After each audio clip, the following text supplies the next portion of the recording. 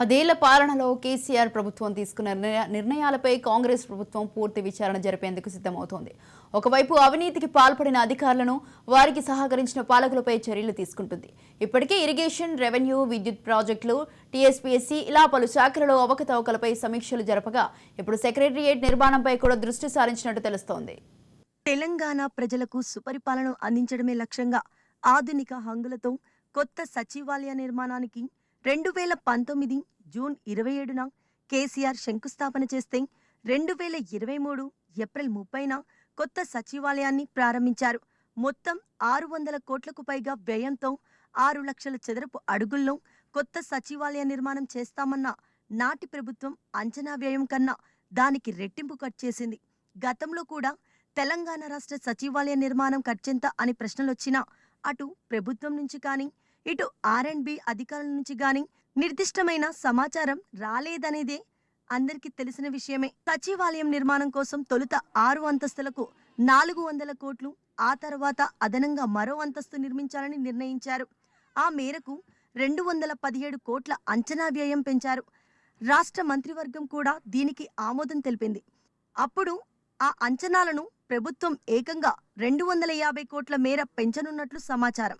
బయటికి మాత్రం 617 కోట్లే అని చెబుతున్న నిర్మాణంలో ఉపయోగిస్తున్న సరుకు, హంగుల రీత్యా ఖర్చు చాలా భారీగా ఉండే అవకాశం ఉందని గతంలోనే పెద్ద ఎత్తున విమర్శలు వచ్చాయి. ఇష్టానుసారంగా అంచనా వ్యయాన్ని పెంచారని, ముఖ్యంగా పరిపాలన అనుమతులు లేకుండానే అనుమతులకు మించి ఖర్చు చేయడం ఇప్పుడు వివాదంగా మారింది.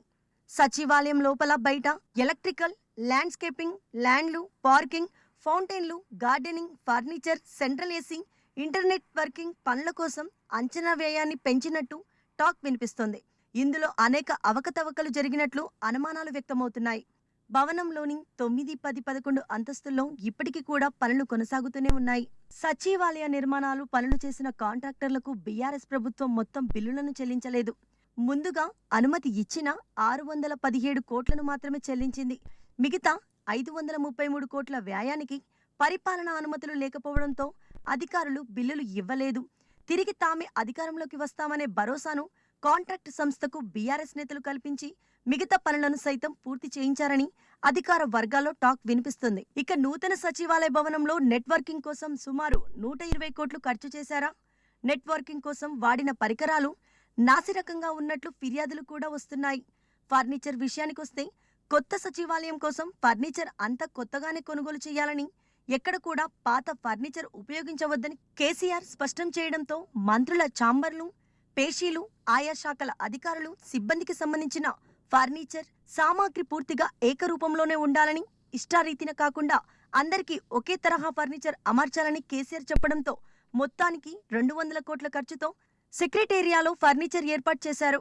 మొత్తానికి సెక్రటేరియాట్లో నిర్మాణ వ్యయంపై సీఎం రేవంత్ రెడ్డి ఆరా తీస్తున్నట్టు తెలుస్తున్నది. అప్పటి ప్రభుత్వం ఎంత ఖర్చుకు అనుమతి ఇచ్చింది? ఇప్పటి వరకు ఎంత ఖర్చు చేశారు? అంచనాల పెంపులో పారదర్శకత ఉందా? అనేక కోణంలో వివరాలు సేకరిస్తున్నట్లు సమాచారం. పెంచిన అంచనాలకు చేసిన ఖర్చుకు పొంతన ఉందా? ఎవరి అనుమతి తీసుకుని ఖర్చు పెట్టారు అనే కోణంలో ప్రభుత్వం ఆరా తీస్తున్నట్టు అధికార వర్గాల్లో ప్రచారం జరుగుతున్నది.